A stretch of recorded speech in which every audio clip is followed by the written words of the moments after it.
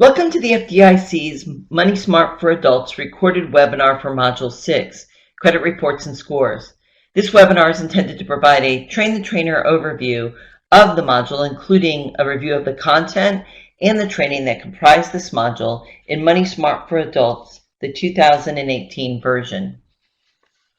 To give you a sense of what will be covered in this webinar, we're going to start with a quick overview. First, the purpose, which is to review the content, the training flow, and the training activities for this module, which again is Module 6, Credit Reports and Scores. We'll also cover some tips to help you make your Money Smart for Adults training even more effective and engaging. To get a sense of how Module 6 fits into the overall curriculum, here's a list of the modules that make up Money Smart for Adults, the 2018 version. There are 14 modules in total. Each module is numbered 1 through 14, and each module name hopefully provides a good idea of the information that's covered within the module. For this webinar, however, we're only going to focus on Module 6, Credit Reports and Scores, which you can see highlighted yellow on the webinar. Before we get into the content and the training activities contained in the module, however, we're going to take a look at the components that make up the module, the sections within the module, as well as some consistent elements found in each section as well as every module. These include key takeaways, try it, and apply it. Then we'll move from this PowerPoint presentation to the Instructor's Guide and do a walkthrough of it. We'll cover most of the content and training flow by looking at it through this key component, the Instructor's Guide. This will make up the bulk of the webinar. So now let's take a snapshot of Module 6, Credit Reports and Scores. Module 6 and each module in the curriculum consists of 3 basic components, just as with the 2010 version. Although for those of you familiar with the 2010 version, you'll see they look a little bit different. The first is the participant guide, and you'll see a snapshot of this on the left side of your screen. These are the materials the participant gets. It provides narrative information as well as space for participants to write responses to exercises and tools they can apply to their own lives. We'll talk more about those shortly. The second is the instructor guide, and that's in the middle of the slide that you're looking at. This is the guide instructors use to provide training. It's perfectly aligned with the participant guide. It provides detailed guidance on setting up and facilitating activities, as well as scripted speaking notes. Finally, there are the visual aids contained in a PowerPoint slide deck that go with Module 6. These are also perfectly aligned with the participant and instructor guide. In fact, the instructor guide has 2 kinds of prompts for the slides. The first are actual thumbnails of the slides, so you can see what the slide looks like right in your instructor guide. They're presented in the instructor guide when the instructor is supposed to use them during the training. The second are prompts in the text flow of the instructor guide. It will actually say, show slide, and then the number of the slide. All 3 of these documents can be used to provide the training. The participant guide for the participant to use during and even after the training. The instructor guide so instructors deliver effective and engaging training, and the PowerPoint slides to provide visual aids for the training. This slide actually shows each module and all of the sections contained within each module. Module 6 is actually highlighted, and you can see that it has 5 sections, which we'll be covering momentarily. One module has 7 sections, while other modules have two. Sections are basically topic areas within each module. While all of the sections together make up the modules, the sections themselves can stand alone. You can train on 1 or 2 or 3 of the sections, or even combine sections of one module with those of another to create a highly targeted training. So here's a tip. You can create highly targeted training for different target audiences at the section level. You can use the Guide to Presenting Money Smart section about creating roadmaps for training to develop more highly targeted training for specific target audiences. So now we're going to focus on some of the key elements that go across all sections and all modules. So the first is key takeaways, and these open and close each section within a module. Key takeaways are designed to be simple, memorable statements that summarize the core lesson or message from each section. So for example, the first section in Module 6 is called Credit Reports. The key takeaway is your credit history can affect your access to credit, loans, jobs, housing, insurance, and other important services. Understanding your rights helps you know how to protect your credit history. Because we're going to be doing a walkthrough of the instructor guide, I'm not going to read the key takeaways for each section because I'll be doing that as we do our walkthrough. But here is a tip. Not only can you use key takeaways to introduce and close a section within a module, you can also use them as an additional aid in planning a training. If, for example, you don't have time to deliver all 5 sections on credit to a group of people, use the section titles and key takeaways to help select 2 or 3 of the sections you want to focus on. You can use the key takeaways as an aid in planning your training. Another consistent element that you'll find within Module 6 and across all the modules are try it and apply it activities. Try it activities are opportunities for participants to practice what they've learned during training. Many of these feature a scenario, which is a realistic story that provides context for the information that's been provided. But what's great about them is that while they're relatable, they're not connected to one individual sort of personal situation. So you get to practice a skill or apply some knowledge without necessarily having it wrapped up in what might be an emotional financial situation for yourself. Applied activities are opportunities for participants to apply what they've learned and practiced in training to their own lives. So this is now, I'm taking that same information, applying it to myself. These can be used during the training and after the training. This is basically a list of all the try it and apply it activities found within each section of Module 6. And you can see again, they're by section. We'll be covering more about these in our walkthrough of the instructor guide, but here are some important tips about try it and apply it. First, they make the training participatory. It may be tempting to cut activities for the sake of time, but try to avoid this. People generally remember more by doing, and try it and apply it give participants the opportunity to do. Secondly, you can use try it and apply it to help further plan shorter or more targeted trainings by focusing on the skills people may need or the actions they need to take in their own lives. But now we're going to switch over to the instructor guide and take a look at it together to give you a complete orientation to Module 6 from the perspective of the trainer.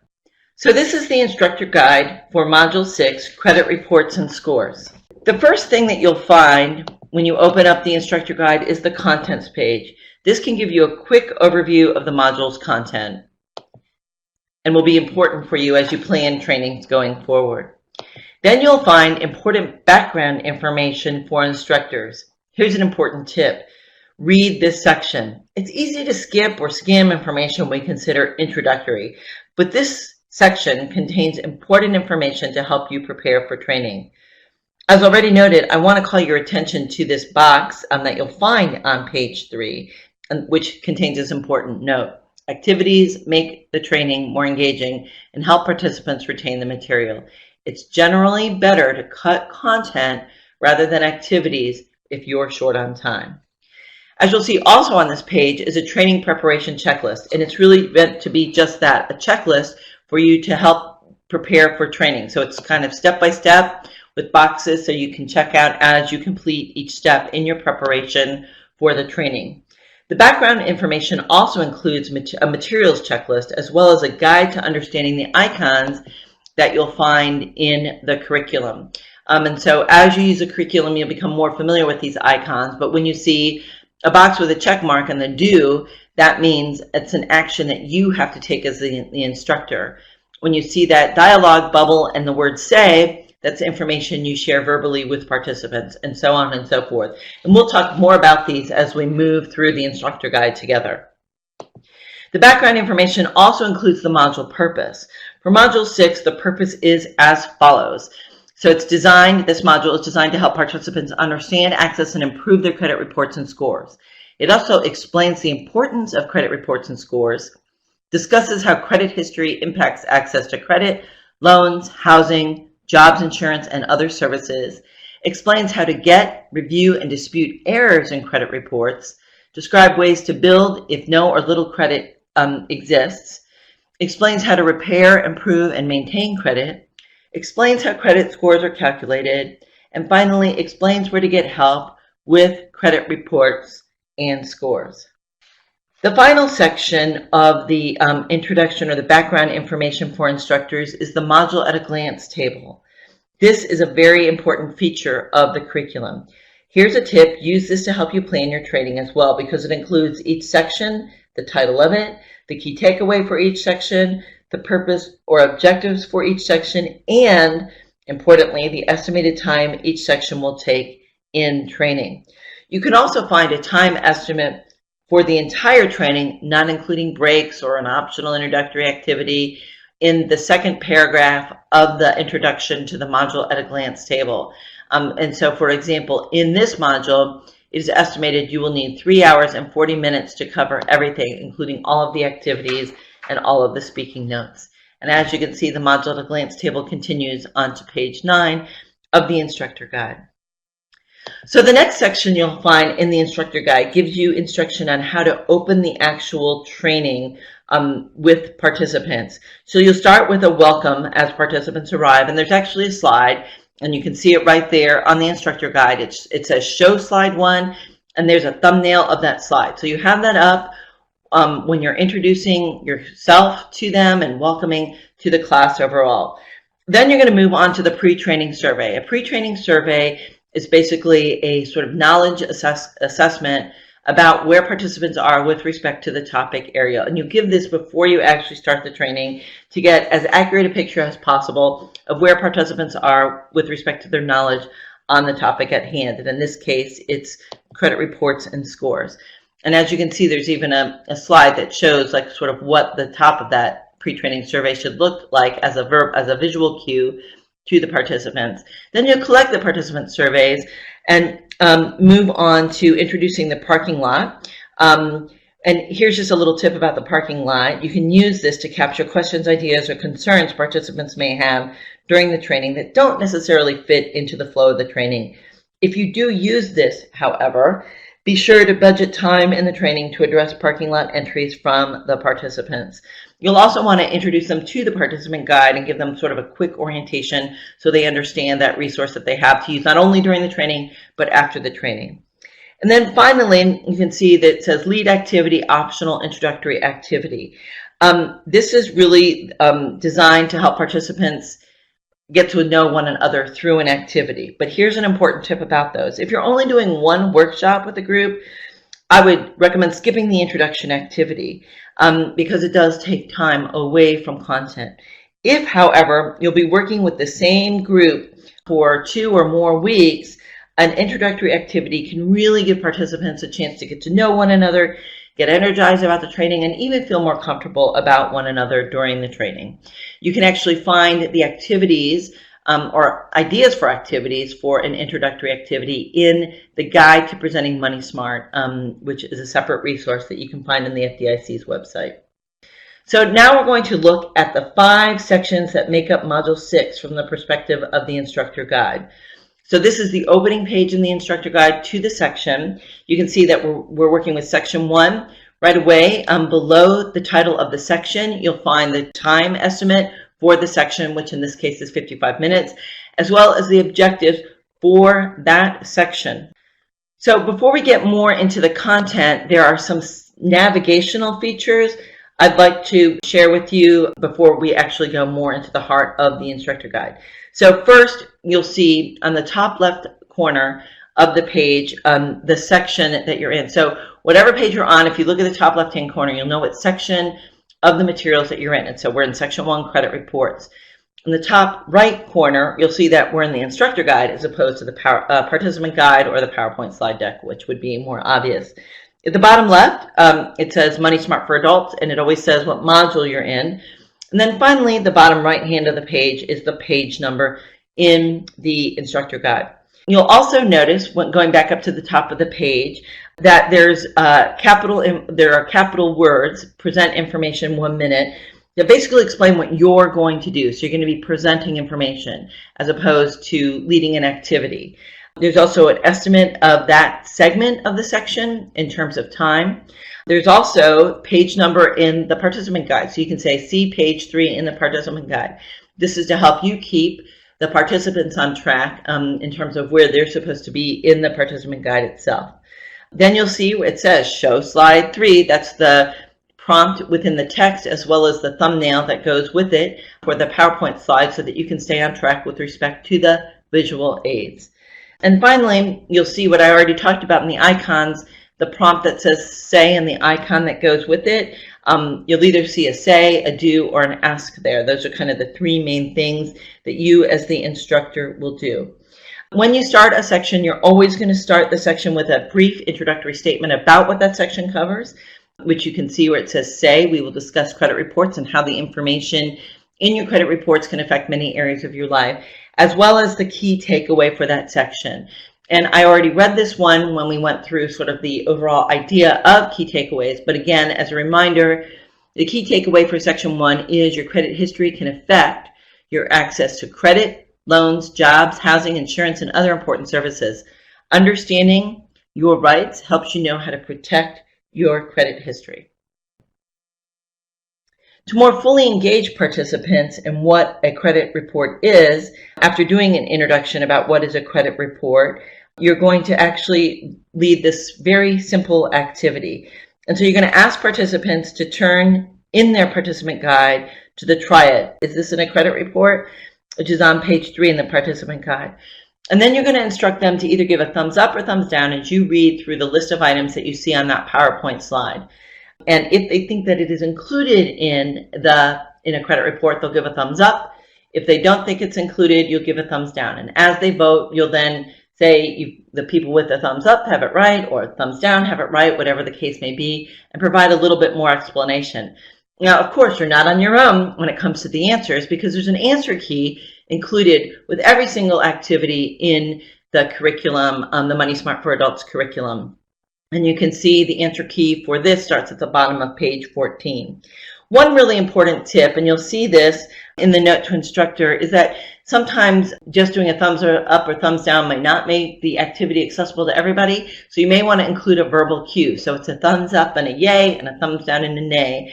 And so you have everybody vote that way. So there's both a visual and a verbal response to this particular activity. But anyway, it's just sort of a fun way to get people engaged in the material using their bodies a little bit more. So for example, as you read each statement, as I've already said, like your name, you'll invite people to vote thumbs up, yay, or thumbs down, nay, with respect to whether or not they think that is in a credit report. And as you can see, the answer key that you'll use to lead this activity continues on to page 15.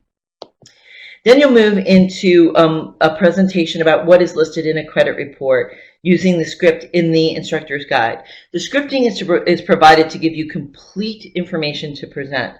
As you become more familiar with the content, you may find it easier to paraphrase rather than rely solely on the scripting. But again, it's there to help you make sure that you cover all of the information that's important to the topic area. And so then after you do that, you'll present information on the 3 nationwide credit reporting agencies that make credit reports. That's Equifax, Experian, and TransUnion. And again, you can see that there's a slide that has a visual representation of what you're talking about to give people both a visual cue as well as be able to listen to what you're saying. After this introduction to what is a credit report, what's in a credit report, and who makes credit report, you'll lead a facilitated discussion about what is a credit score. Facilitated discussions are prompted by the ask sort of cue to facilitators. And so in this case, you're going to ask participants, what is a credit score? And then it says, write participant responses on a flip chart or whiteboard. So here's a really important tip. You can write participant responses as indicated to provide that visual reinforcement. That's why it's there. It also helps keep track of what has been said. But if your flip chart writing is not legible, which for some people it's not readable, ask for a participant to help out. Ask for a volunteer to actually write on the flip chart or whiteboard, or skip it altogether, because it takes time when you're writing things down that people are saying. And if it's not really readable, then it's not really useful. Then after you do that, you'll move on to leading a discussion about who uses credit reports and why. It's really important on this one to have the visual reinforcement. And so you'll write on the left column of a flip chart or whiteboard, who, and on the right side, why. And then you'll have participants share what they think in terms of response to both of those. And as you can see on page 19, there's basically the information to help you correct, add to, or basically explain who and why people use or different businesses use credit reports and scores. So again, use the information in your notes to add to what participants say. Not restate what participants say, but add to what participants say. Then you're going to share information about risk-based pricing. As you know, risk-based pricing is a way that lenders actually charge or figure out both interest rates and terms. And credit reports and scores may be one of the key factors used in risk-based pricing, which is why you find it here in the curriculum. Then you'll present information on having no credit history and the consequences of that. So without a credit history, people have a harder time getting things such as getting a credit or loan when they need it, renting an apartment of their choice, getting a favorable cell phone plan, obtaining some jobs, or even turning on utilities without having to pay a large deposit. So this is just information, or this presentation is just a lead-in to the next Try It, which features a scenario. And again, scenarios are those hypothetical stories meant to illustrate key concepts in a way that is relatable, but not overly personal to participants. Importantly, you want to make sure that you read or ask for a participant to read each scenario either to the full group or in small groups, depending on the sort of organization of the group with respect to the activity, to make sure that that scenario is accessible to everybody. In this particular Try It, after listening to or reading the scenario, participants in small groups will answer two questions. The first is, what would you tell Yardley about credit reports? And the second is, do you think she should try to build credit, or is she better off without a credit history? And so that's obviously an opinion-related question. But it's, again, it's a way without being sort of overly prescriptive to get them to think through the pros and cons or the benefits and consequences of not having a credit history at all, which is the credit reports and scores together. The final segment of this section explores participants' rights in the Fair Credit Reporting Act. Now, teaching about laws and regulations is a hard thing to do in a participatory way. And so in this exercise, participants will actually break up into groups and be assigned sections of the Fair Credit Reporting Act, or summaries of those sections. And then as a group, their action is going to be thinking about and writing down what actions they can take to experience the full benefit of each right. And so it's a little bit more memorable a way to help people learn about their rights under the Fair Credit Reporting Act. There are 9 rights listed, and you'll basically divide the group into small groups and assign each group 1, 2, or 3 of the rights depending on the size of the group that you have and how much time you have. And so, for example, if you have 3 small groups, you'll give them each 3 of the different rights. And so after they go through and answer or provide their answers, you'll go around the room and ask each group to share sort of their responses to the actions that they can take to make sure that they're receiving or experiencing the full benefit of each right. And as with every Try It activity, there's an answer key to help you augment, not restate, but augment what they've actually said, or correct it if the information the group has come up with is actually incorrect. Then you're going to delve a little bit more deeply into opting out, which is something that one of the groups will cover, just to make sure that everyone has the details on how to do that. And it's opting out of pre-screened offers of credit and insurance. And then finally, you'll come to the section closing. And every section within every module closes with the key takeaway. It's up to you as to whether or not you want to restate that or just share it as a visual cue. Best practice, or here's a tip, is to read every slide. But as you get to know your group, you may find that reading the key takeaway at the beginning and at the end feels a little bit overly redundant. So you'll have to use your judgment as a trainer as you move through the training as to whether or not that's a good idea for any particular group that you're training. Now we're going to move on to section 2, which is entitled Credit Scores. And the estimated time for this section of the training is 30 minutes. And by the end of this section alone, participants will be able to understand what credit scores are, understand the factors that affect how credit scores are calculated, and then finally understand how credit scores are used. So again, as with every section, you're going to start with a brief statement about what the section is going to cover, as well as the key takeaway. In this case, you can take steps to improve and manage your credit scores. This includes paying your bills on time and as agreed.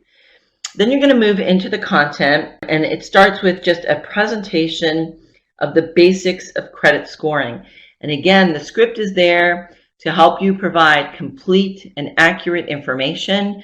And then there are PowerPoint slides to help with some visual reinforcement in a summary form, of course, of what it is that you're saying.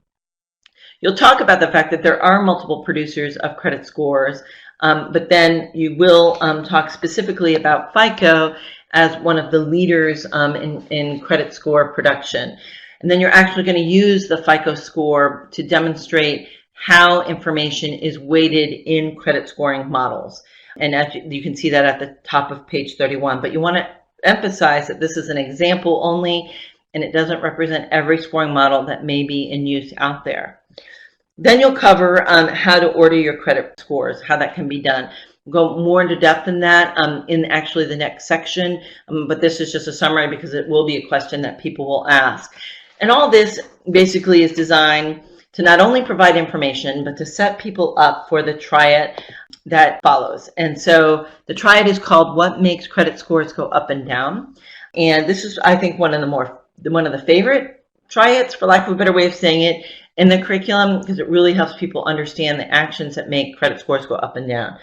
So you'll ask participants to turn to that actual triad in their participant guides on page 12. And again, the page number is there to help you keep everything aligned. And then you'll either have a volunteer read the scenario or wait until they get into small groups and have them read it. And then you're basically going to instruct them to work in pairs at their table to complete the table that they find in their participant guide. And so they're going to read a little mini scenario, and then they're going to put an arrow up if they think that the action that Alex has taken makes his credit score go up, down if they think that the action that Alex has taken makes it go down, or an equal sign if there's no change at all. And so again, there's an answer key, which you can see starting on page 33. And so what participants actually see in their participant guide is that left column. So the situation Alex faced and what he did, and then they fill in the rest based on the discussion they have with their partner. And you have that information to make sure that the answers they provide are accurate and complete. But here's a really important hint when it comes to pair or small group work. Whenever possible, use participatory techniques for sharing answers from the participants. And so what that basically means is don't have participants work in small groups and then you, the facilitator or the instructor, provide the answers. Try to get the answers from them first, and then you add to or augment it with the information in the answer key. Otherwise, it just seems like, why did they do the activity on their own if you are giving them the answers anyway? So as you can see, there are lots of different situations, including those that have no effect on the credit score. And that's really, really important to help dispel some myths about how credit scores are in fact created. So there are 16 different scenarios that they'll consider. And then as a way to sort of close out the activity and reflect on what they've done, which is sort of really important in the whole adult learning cycle, to give people a chance to reflect on what they've done, you're going to ask participants 2 questions. Overall, do you think Alex's scores have likely increased or decreased over the past, and why? We don't have a total number, so they're just going to have to kind of guess based on the up, down, and no change that they determined through the activity. And then, do you think Alex will get a good rate in terms for a loan for a new truck? So that's just kind of a way to close out that activity. Then the final thing that you'll do in this section is just look at this idea of a good credit score. Now, this is, of course, very difficult and must be, as you are prompted to do, explain that different lenders, businesses, and service providers use different criteria for what is considered to be a good score. But often people want to know, generally speaking, what is the range for exceptional, very good, good, fair, and poor credit scores. And so this is information provided by FICO, but again, it's very general, and you must make sure that you emphasize the fact that different service providers that use credit scores to make decisions will use different ranges and thresholds. And that brings us to the end of section 2 and the section closing, which again is both a visual and verbal restatement of the key takeaway. So now we're going to move into section 3, which is getting and understanding your credit reports and scores. So now they know what credit reports and scores generally are. So now we're going to talk about how to get them. So the time estimate for this section is 45 minutes. And as a result of this section of the training, participants will be able to access and understand their credit reports and their credit scores. So again, as with every single training, you're going to start with an introductory statement about what that section is going to cover, as well as the key takeaway.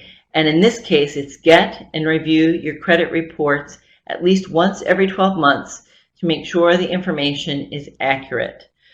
So then you're going to lead into basically a facilitated discussion about what a productive credit history is.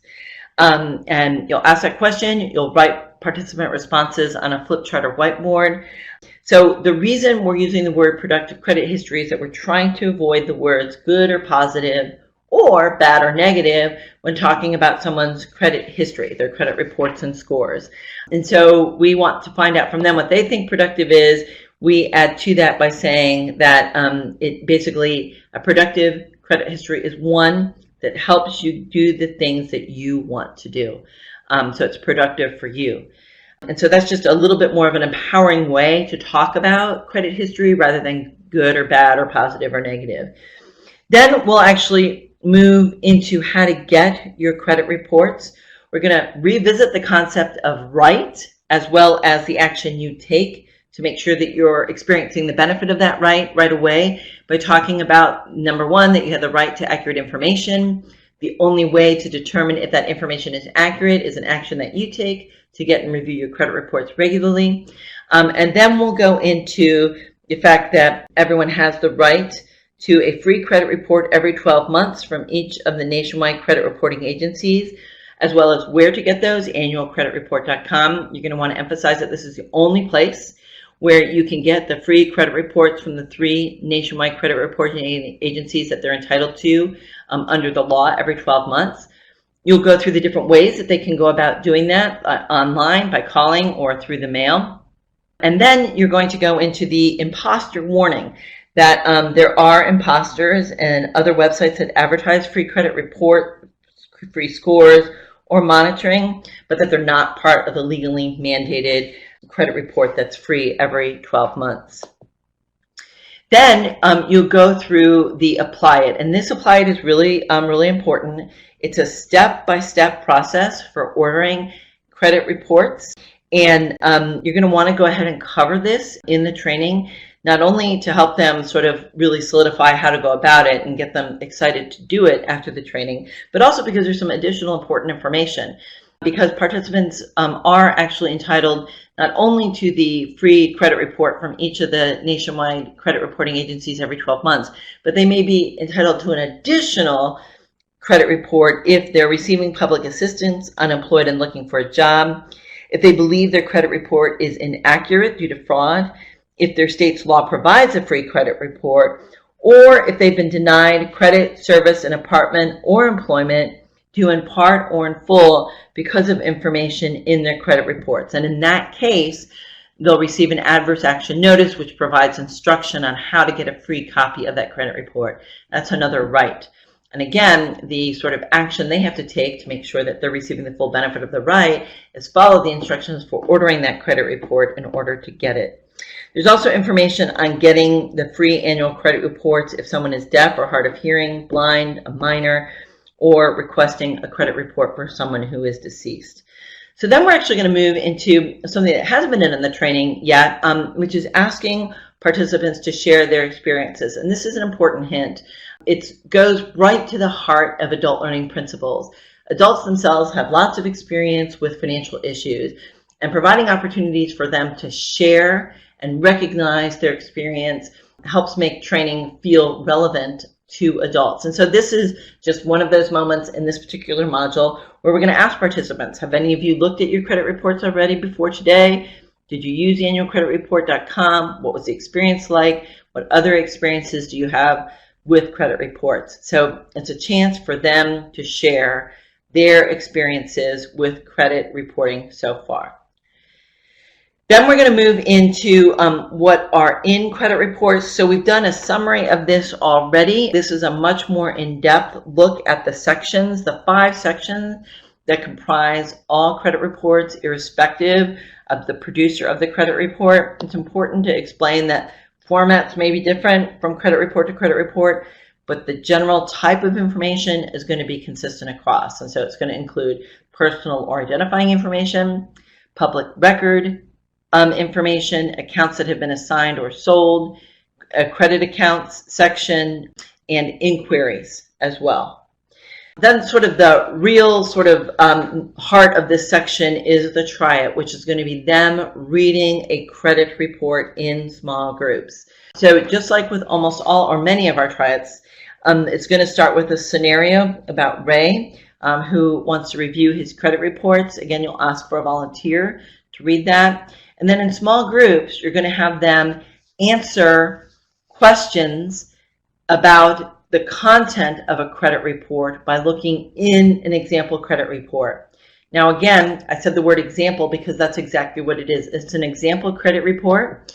It's not based on any one of the 3 nationwide credit reporting agencies' formats because those are proprietary formats, but it's the same kind of information that would be found in any one of those. And so you can see that the sections are actually numbered. One important tip that I forgot to mention before, when you are actually covering the sections of the credit report back here, you may want to go ahead and invite participants to circle each section in their credit reports that they can find in their participant workbook. So when you're talking about the personal or identifying information before, as you're setting up the try it, have them go to their credit report and find that section, which is number 1, and circle that. So again, it kind of gives a more sort of hands-on orientation. But again, they're going to answer these questions in the group, in their small groups, and then you're going to cover them with them using a participatory technique.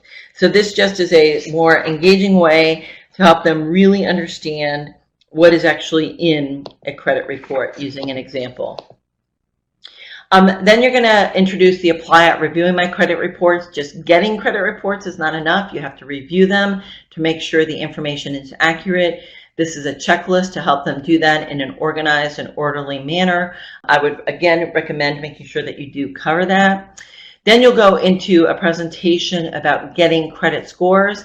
There are different ways to do this. In most circumstances, people are not entitled to them under the law. There are some exceptions that you'll talk about here in this section of the module.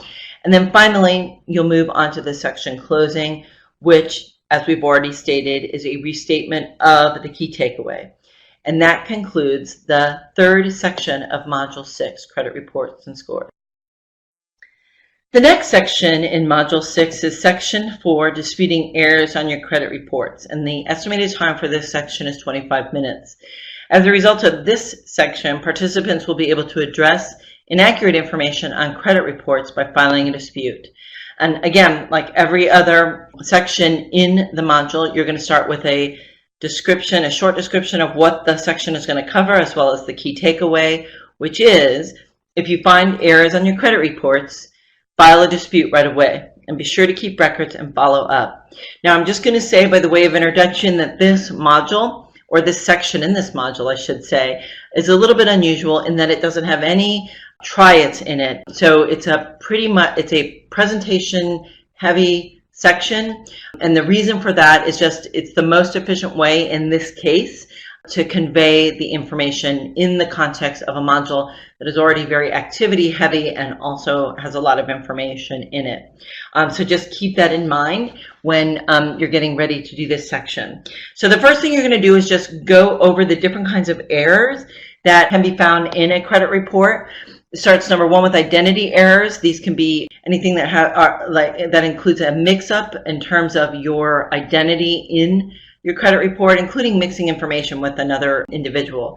Errors related to the inaccurate or the incorrect reporting of account status. There can be data management errors, balance errors, often an overstatement of the amount that you still owe, the reporting of outdated information. And this is a really big one for people because they get a few different things confused. So Federal law governs how long something can be reported on a credit report. State law, however, governs how long a debt collector has to sue someone about an unpaid debt, and this is called the statute of limitations. And people get these things really confused. Here's an important tip. Before the training, look up your state statute of limitations, because it's going to be asked during the training, so that you're aware of that. But the thing that you really want to emphasize to participants is that how long something is reported on their credit reports is federal law. So that's consistent and it's independent of the statute of limitations. So the first thing that you're going to say then after that is that generally negative information can only be reported out on a credit report for 7 years. Now, there are exceptions for bankruptcies and tax liens and civil judgments, which may or may not even be on credit reports, depending on the information that's behind them. It's also important to share that there are no time limits for the reporting of negative credit record information when someone applies for a job with an annual salary or yearly salary of $75,000 a year more than $150,000 worth of credit, or life insurance with a face value of $150,000 or more. This is really, really important because a lot of people don't know it, and many people who are applying for mortgages are applying for more than $150,000 worth of credit. The 7-year reporting period can be confusing to figure out when it starts and ends, since debts can be sold and resold. But generally it starts 180 days or about 6 months after someone stopped paying on the original debt. And so there's an example shown on slide 43 that you can go through with participants to help them really understand that. But in general, it's important for them to understand that the time limit starts with the original debt and basically when they stopped paying on that original debt. There's also information about medical debt. Since this has recently changed, the nationwide credit reporting agencies are generally not reporting on medical debt on the credit report until the debt has been unpaid for 180 days, which is about 6 months, but not necessarily exactly that. And the reason for that is, A, medical bills are very confusing, but it gives individuals time to resolve billing disputes directly with their medical provider, also to make payments or even set up a payment arrangement to avoid that information as showing up as a negative entry on credit reports and thereby affecting credit scores ultimately. So then the section moves on to how to actually dispute errors once found on credit reports. And so there are basically two approaches to doing it. One is using the online forms at the websites of Equifax and Experian and TransUnion. So if you find an error on your Equifax credit report, and it's only on your Equifax credit report, you would use the online form at Equifax to file that dispute. Recognize that information may not be the exact same on all the credit reports, which you probably already know, because different information furnishers or the businesses and organizations and institutions that report to credit reporting agencies that actually make up the credit reports, they may only report to one or two of the agencies. The other option is to send a letter to the credit reporting agency that is reporting the incorrect information via certified mail return receipt requested. And so many financial counselors recommend using this approach, the certified letter with the return receipt requested, because it provides a paper trail. It also gives you a notification of when the credit reporting agency has actually received your letter. And this is important because credit reporting agencies have to investigate your dispute within 30 days from the receipt of your dispute, unless they consider the dispute frivolous, which is actually described more in detail on the notes. Then it goes into what to actually include in the letter. So there's kind of an outline, as well as the fact that you do need to include evidence if possible, but always include copies, not original documentation. And then finally, and very importantly, that once you file a dispute, your work is not necessarily over, that you do have to follow up and make sure that your dispute has been addressed, that the item has been changed. So you'll need to order another credit report to make sure that's happened. And then to check again, maybe in 3 to 6 months, because sometimes even when a dispute is found in your favor and it's been removed from your credit report, it will pop back up 6 months later. So think of the whole disputing process as a little bit of a marathon, not necessarily a sprint. And so you're going to want to make sure that you keep records, follow up, and most importantly, don't give up on the process. Finally, there's an actual apply it to help you in a step-by-step way file a dispute on any errors that you find in your credit report. So you can use this as a guide and an outline to help you through that process. And then that brings us to the closing for that section, which is, again, if you find errors on your credit reports, file a dispute right away. Be sure to keep records and follow up. The final section in Module 6 is Section 5, which is Build, Repair, and Maintain a Productive Credit History. The total training time is estimated to be about 45 minutes, and as a result of this section, participants will be able to explore strategies to build, repair, and maintain their credit history, as well as how to protect their credit history. So this section, like all the others, starts with a brief statement about what the section is going to cover, as well as the key takeaway, which is your credit history does not have to be your credit future. And this is the first time you actually ask participants to sort of reflect on what that key takeaway means. And so you'll do that with a facilitated discussion. What do you think that means? You'll write participant responses on flip chart and basically add, if not contributed, that it means that even if you struggled with paying bills or managing debt in the past, you can use strategies to improve your credit moving forward. It just takes time and dedication, but that you can do it. So it's a message of hope. You'll revisit the concept of productive credit history. If you already did this in another section of the training, you can choose to skip this or just use this as a check-in and review. And then you're actually going to move into a try it. And this try it is a little bit unusual in that it involves 3 sort of mini scenarios and 4 different apply it's. And so this is to give a sort of hands-on way to help people review in context the different ways that people can go about either building their credit, building an alternative credit history, repairing and improving credit, or maintaining their credit. And so there are apply-its related to each one of those categories. And what you're basically going to instruct participants to do is read the scenario, and you may choose to assign one scenario to one group. So group 1 would have scenario 1, group 2 would have scenario 2, or all 3 scenarios to each group. It just depends on the amount of time that you have and the number of participants that you have. The nice thing about each group doing all 3 scenarios is that they'll have to look at all of the apply-its multiple times, so they'll really get familiar with them. But of course, if you're limited by time, you would divide up the scenarios. So they're going to basically read each scenario, and then they're going to decide, does this person in the scenario need to build their credit, build an alternative credit history, repair and improve credit, or maintain credit? And once they make that decision, then they'll turn to the corresponding apply-it in their materials and then pick the 2 strategies from that particular try-it that they think are most relevant to the situation outlined in the scenario. And of course, as with everything else, there is the answer key, for lack of a better way of saying it, in the materials that you can use to augment what they say in their conversation. So again, there are 3 different scenarios. The first one is Selena needs a security clearance. The second is Max wants an apartment. And the third is Bonnie needs a car loan. So again, this is just sort of a participatory way and an in-context way to help them look at the different overarching strategies, build credit, create an alternative credit history, repair and improve credit, or maintain a productive credit history. Then you'll move into and apply it, getting help with my credit.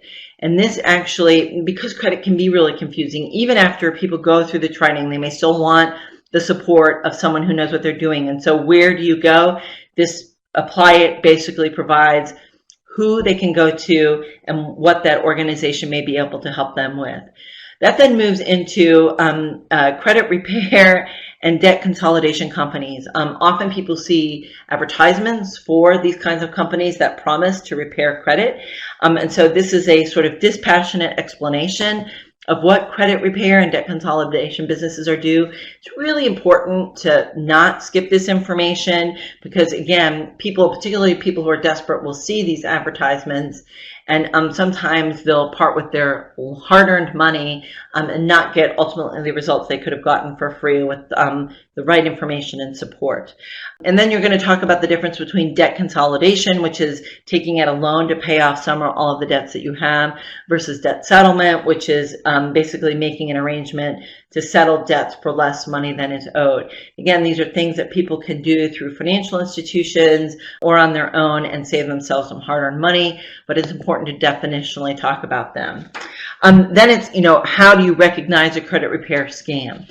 And so there's information on that, and I would encourage you, a tip could be, have you experienced, has anyone reached out to you for one of these scams? Again, to get them to share their experience. Whenever you can get them to share their experience, as long as it doesn't take you too far off of the actual training itself, that's a good thing to do. And then you're going to wrap up the section with ways to protect your credit history. So you're going to look at fraud alerts, credit freezes, and credit locks. And so fraud alerts basically require anyone accessing your credit to verify your identity in one additional way. And so there's an initial fraud alert, which you can put in place and stays in place for 1 year if you are concerned that you may be the victim of identity theft. You can do an extended fraud alert, which stays in place for 7 years if you have proof that you have been the victim of identity theft. There's also an active duty military alert, which is similar to a fraud alert, except it's only available to active duty members of the military who are deployed. It stays in place for 12 months and then can be renewed for the length of someone's deployment. If you want more protection than a fraud alert, you can do something called a credit freeze, and you're probably familiar with these because, again, these are sort of heavily advertised. You have the right to freeze your credit by law, and a credit freeze basically prevents access to your credit. And so it prevents access from anyone who might want to look at your credit, including yourself. And so you have to be able to lift the freeze if you want to apply for credit or a job or something else that requires access to your credit reports. And you have to plan ahead because it could take 24 to 48 hours to lift the freeze. One really important tip is to make sure that people remember the PIN number that they get when they institute a freeze, and they have to do a freeze with each one of the credit reporting agencies. They're not universal, as are the fraud alerts. And finally, there's a credit lock, which may be confusing to people. What's the difference between a freeze and a lock? A freeze is something that's guaranteed by law. A lock is something that is basically an arrangement. It's between you and the credit bureau or the credit reporting agency. It's a product that they sell. There are some people that say, here's why a credit lock is better, here's why a freeze is better. Those things are outlined in the materials for you to share. And that basically moves us to the section closing, which is, again, your credit history does not have to be your credit feature. And that actually brings us to the end of the whole module.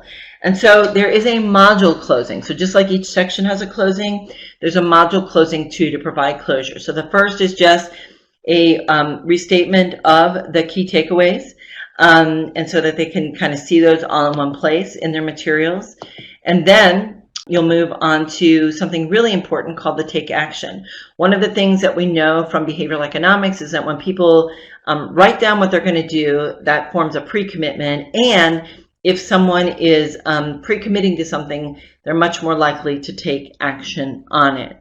And so you're going to give them a few minutes to answer the questions, as a result of the training.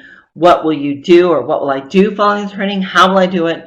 And will I share my plans with anyone? And if so, who? And the reason for that last question is when people do share their plans with someone else, they're much more likely to follow through because it builds in accountability.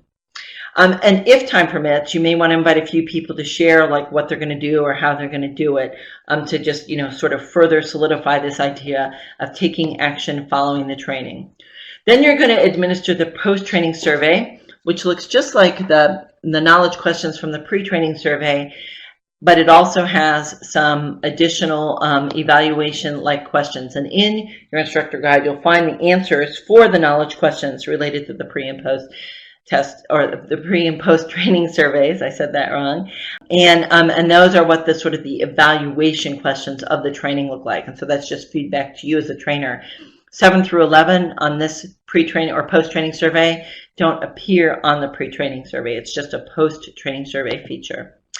And then the second to last thing that you'll see in the instructor guide is basically a list of all the modules. That's just for your reference again, so that you can see where this module fits in the overall curriculum, and some of the other modules that you may want to train on.